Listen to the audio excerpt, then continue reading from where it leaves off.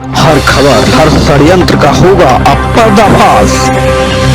हर रोज नई खबरों का होगा आगाज। आपका अपना न्यूज चैनल।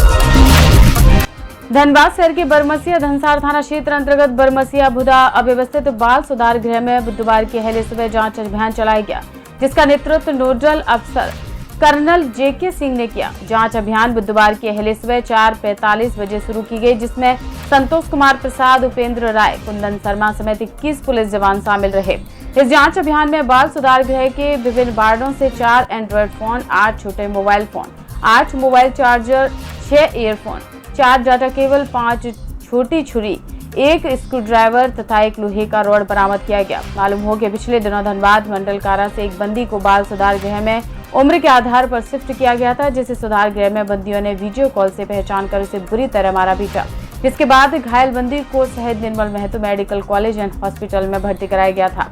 इस घटना के बाद बाल सुधार गृह के बंदियों पर कई प्रकार के सवाल उठने लगे हैं।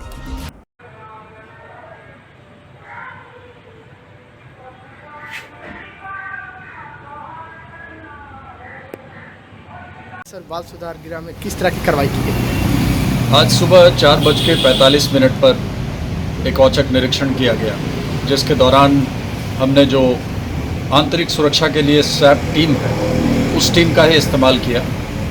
बाहर से कुछ और ट्रुप्स जो हमारे सैप के ही थे, उनका इस्तेमाल किया गया। साथ ही जिले बल के भी कुछ लोग हमारे साथ थे और अचानक छापा मारने के लिए ज़रूरी था कि रूटीन को तोड़ते हुए ऐसे समय स्ट्राइक करें जिस समय किसी को कल्पना ना हो।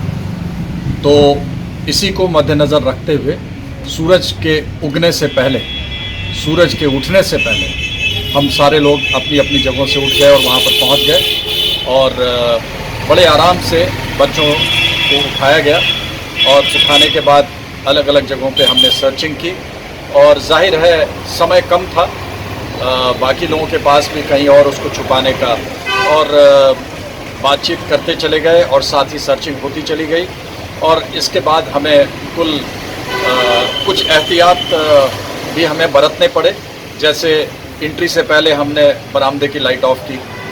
एंट्री से पहले हमने इस बात की ताकीद की कि किसी भी तरह का शोर शराबा ना हो, यहाँ तक कि कदमों के चलने की आहट भी ना हो।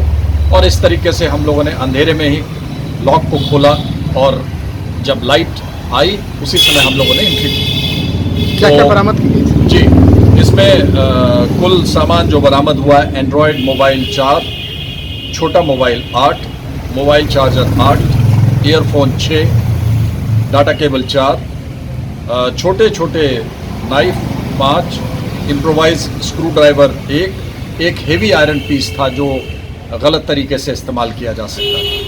तो इस प्रकार ये पूरे औचक निरीक्षण को 3 घंटों में पूरा किया गया। इस दौरान डिप्टी सुपरिटेंडेंट संतोष कुमार प्रसाद भी हमारे साथ मौजूद रहे और हर बाल सुधार गृह के जो भी प्रशासनिक अधिकारी हैं, बाकी लोगों का भी बहुत सहयोग रहा है। DSW का बहुत सहयोग रहा है। DC और DDC को पूर्व जानकारी दी गई थी और उनकी तरफ से भी ग्रीन सिग्नल मिलने के बाद ही मैंने ये कार्रवाई की थी।